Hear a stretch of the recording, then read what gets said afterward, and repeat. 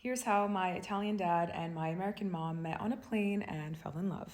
In the 90s, my dad was a flight attendant for Alitalia, and he was working a flight from JFK to Milan. My mom, who was totally enamored by Italy, was on that flight, and she was going on vacation by herself because the guy that she was seeing at the time was like, no, I don't really care for Italy and I'm not going there with you. And she was like, okay, toodles.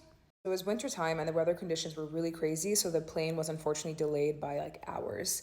And so eventually my mom had to go tinkle. Now, for whatever reason, one of the flight attendants wouldn't let her pee, so then who comes in and saves the day? My dad. My mom remembers my dad telling her, come with me, rules are meant to be broken.